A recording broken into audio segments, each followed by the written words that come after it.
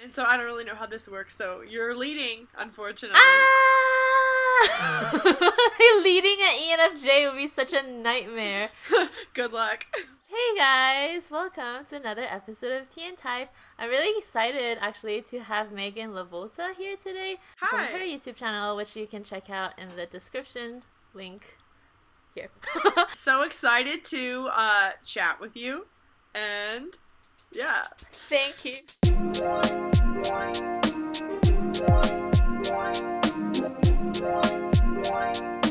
Tell me about a time when you were hurt by an INFP or like a high FI person. Generally, before I knew about Myers-Briggs, people with strong FI were the sort of people that seemed like they just were in their own little world, like as if they didn't even know that other people were living in it.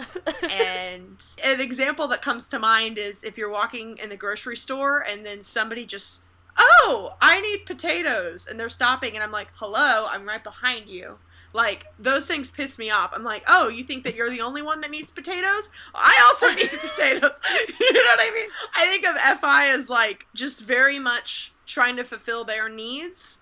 My default is to try and make sure that we are talking it through so that we can come up with a scenario where both of our needs are met.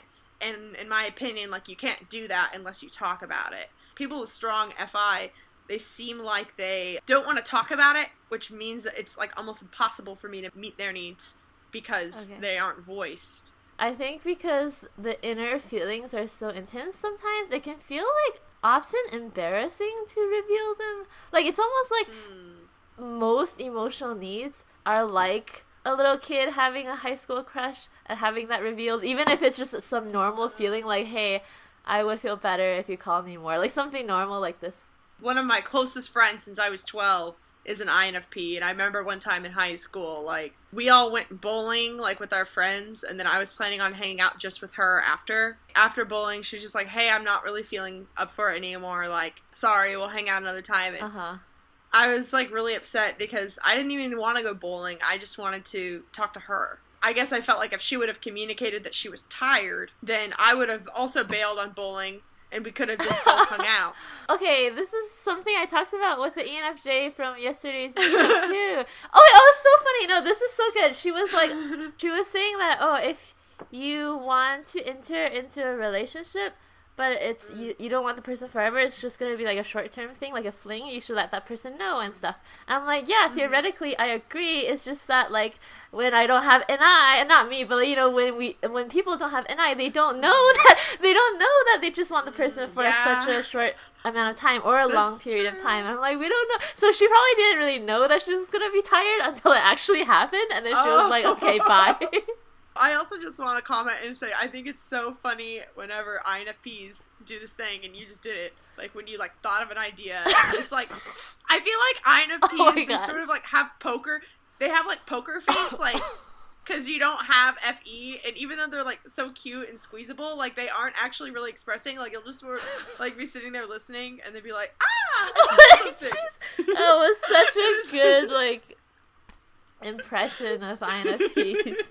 It just seems like FI just lights up whatever they care about something randomly, and it like just seems to like come to them. Oh my gosh, that sounds so selfish. You're like, oh, they care about something, so then they're like actually excited. What I've been told from my FP friends is that I need to say my needs like too. I should have told her like, hey, I just want to hang out with you. I don't care as much about the bowling thing. A lot of times in my life, like FPs would like disappoint me whenever I was counting on them because they said that they would be there and they weren't. The expectations that you guys have are so freaking intense. Oh my gosh. Then I realized though that like I should tell them though like, hey, I'm really counting on you. Like if I were to voice that the way that like a TJ might voice it, yeah, exactly, then there wouldn't have been an issue. It's more the invisible expectations that I can't meet. For example, reciprocation. If a FE user is calling me a lot, for example, and then they have this like expectation that I will initiate like maybe half of the contact or some of it at least. I just like don't do it because I'm an introvert or whatever other reason, and then they're like, oh, why am I always the one who's like initiating contact? I sort of will always initiate with someone, and then I'll realize how unbalanced it is, and then I'll like get mad silently and then like pull back and like wait to see if they care. But a lot of times they don't, and then they just aren't in my life anymore. What my standpoint would be is that you shouldn't have to deal with someone that isn't going to meet you halfway in a relationship. But that doesn't mean that an introvert or someone with FI has to express in the same way. As long as it's equal, that's what I care about. But I think sometimes I get sensitive thinking, oh, what if it's not equal? Because I'm not seeing it. That's interesting. I don't think of things as being equal. I think of if both people are being authentic, then there's no problem. Well, yeah, I mean, I agree. I think that being authentic, then that is equal. I guess I think of it as like maybe person A is doing like this much initiation, whatever, and person B is doing like this other much initiation.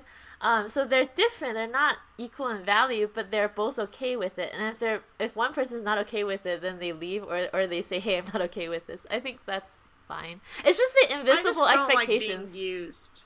Well, yeah, no one likes being used. I would say a healthy and equal INFP and ENFJ relationship would involve maybe the ENFJ is always making plans and talking, but the INFP would be very noticeably grateful and receptive. You know what I mean? Right, yeah. Like, that's enough for the ENFJ to feel like it's equal. No, that makes sense. I'm just saying that for me, like, I don't even think of it as balance in the first place. I think of it more like each person is doing whatever they feel like doing, and if someone has a problem with the other person, then they just leave, or they tell the other person that, hey, I have a problem. But I don't conceptualize it as balance. Maybe the word I'm really thinking of is mutually beneficial. If I feel like continuing to do whatever I'm doing, and that person feels like continuing to do whatever they're doing, then it must have been mutually beneficial. I just didn't really think of it in those terms. Yeah, then that's exactly what I would say FE is always doing, is always trying to create mutual benefit. I think I like that better than being like, trying to create harmony. And so to say I'm seeking harmony, people might think, oh, that means that I'm going to have to give up my needs for the group. And I'm not about that. I'm about making sure that everyone's needs are met, everyone's happy. A lot of people think of ENFJs or ESFJs as like, we're having pizza. If you don't want pizza, shut up and smile. Pretend that you're happy that this is what the family's eating.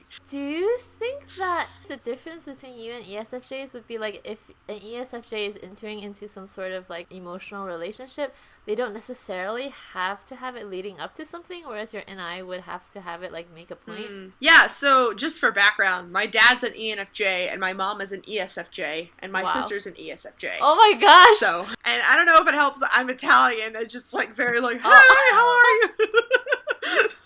That definitely helps with the mental image. Are you talking mostly about like relationships, thinking about where they're going? No, just any sort of person that you let into your life. Do you feel like, oh, this person has to lead to some point in my life, or yes, like have something a role my in my mom's life? always telling me is that I'm too picky and that I need to date around and give people a chance. Okay. And I'm always like, but if I know that we aren't a match, then why would I bother? Sure. Like my NI like knows.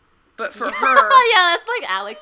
Her NI just knows. I'm like, I don't know. How are you seeing all these things? Sometimes she knows more about, like, my dates than me. She's just like, I know how this is gonna end. I'm like, how?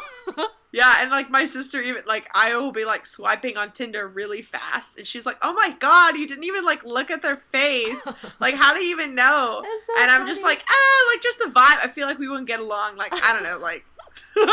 You putting it that way makes me realize that honestly this is probably why so many NFJs feel like they're so alone or like gonna be forever alone, because what? NFJs? I never heard of that NFJs feel like they're gonna be forever alone. A lot of us feel like we try more in relationships than what other people try back. And even though we're very friendly, like, we very quickly make snap judgments about if a person is actually, like, our sort of person or not. I need a very specific person to be my partner, and I know exactly what sort of person that is, and I haven't met them. And so, like, what? And I don't want to settle. Okay. Okay, and just to be very honest here on the internet, like, a lot of people have just been like, you're too complex for me, you're a great person, we should be friends, though. NJs really care about the meaning of the minds, like, Okay, being yeah, on the yeah. same level, on the same page. I think that's just like something that Jays have, like all judges, because they're so intentional. Like if you have NI first, it's like you have this holistic vision of this person. If you have SI first or second, you're like rattling through this checklist of this person now, and that's probably why your sister needs more time to look at the features of the Tinder person, whereas you're just like, oh, holistically, like, no.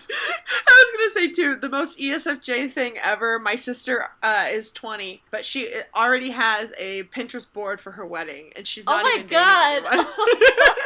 Yeah, that is the most ESFJ thing ever. Not even the wedding part, just the word Pinterest. I'm like, ESFJ! In what way does FE hurt you?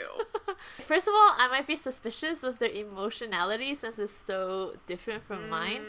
I tend to think so much before showing my emotions. So first, I'm like suspicious of their authenticity. Sometimes I share something like really happy that happened to me, and I feel the emotional like support so much sooner than me like explaining what the thing actually was that I'm happy about. I'm happy about thing A, and before I even explain what the thing is, they're like, oh my god, I'm so happy for you, celebrate, yay. I'm like, wait, but what if it's actually like a really bad thing and you just, you know? So it comes across. Do you have an example of what thing? Or do you think that maybe they were reacting to how you said it? Because I think that's an FE thing, is that we might react to how you are expressing.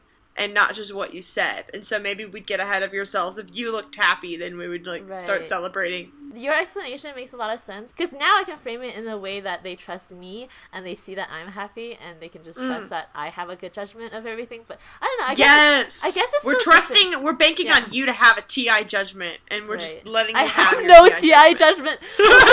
If you talk to someone and they say, oh, like, I got this film job, you would think that that was cool. Like, your FI would care. But if they're like, oh, like, I got the job as a trash man, like, you would probably be like, that's not like your FI would probably like be like, man, that must be a really hard job to take out the trash every day or something. I don't know.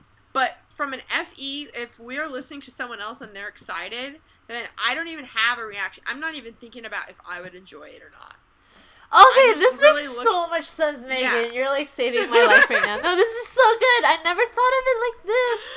Oh my god, I feel like you just are literally letting them. Gonna hug all of the ESFJs and be like, I'm sorry that I was irrationally mad at you. FJs assume that anyone else is free to take the microphone at any moment.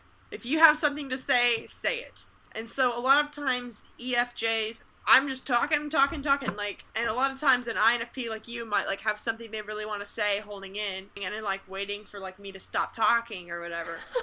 But, like, FE users just assume that if you wanted to share it, you would share it. Okay. And we also don't really want to pry. If you came to me and was like, I got this new job, I would be excited for you because you're excited, but I wouldn't want to ask a lot of details unless it seemed like you wanted to share it. Okay, and no, if that you makes weren't sense. Voluntarily sharing, if someone's not voluntarily sharing something, then it makes me wonder, like, do they even want to talk about it? I'm not sure. I don't want to cross a line. Man, that means you're so good at reading people's, like, emotional cues. It makes so much sense. Yeah, and that's a lot of it is not wanting to cross a line, and sometimes INFPs in particular seem like maybe something's a sensitive subject and that we don't want to be too curious about it because we don't want to make them uncomfortable. Yeah. I feel like that was so revelatory in the end when you said, I trust you to have the TI judgment, and I don't have it, but I appreciate your trust. It's so good. I guess for TE people, they're just like, I know you don't have the TE judgment, so let me, like, actually talk about the TE things to make sure that you're not screwing yourself over, but you just trust that I have a TI judgment. That's so cool. Is there anything else you want to share about how FE hurts you? Sometimes, like, I might just be expressing something, and I might be dissonant, like, I might be disagreeing with something, but I'm just expressing myself, and since I don't have the FE cushions of my expression, they think that I'm, like, starting an argument intentionally or something, so then they intentionally, like, argue back, and when an FE user wants to intentionally, like, inflict pain, it is, like, so accurate. It's like a viper. It's like, psh. I mean, that was the arrow, but like, yeah. Like, so sometimes I'm just saying something with no intentions, but then they perceive it as I'm intentionally, like, trying to hurt them, and then they intentionally hurt me back. It's like, no! Then I just, like, shit hits a fan. I mean, I think it's true. I think some of the most evil people have been feelers. Well, thank you so much, Megan, for joining us and telling people about how I hurt you and how FI users hurt. And, like, I think we come to some good conclusions. Thank you to the audience for watching. Hopefully we did not, trigger anyone, hurt anyone too much talking about this. She's so good. She has FE. Like, need some FE power on my channel.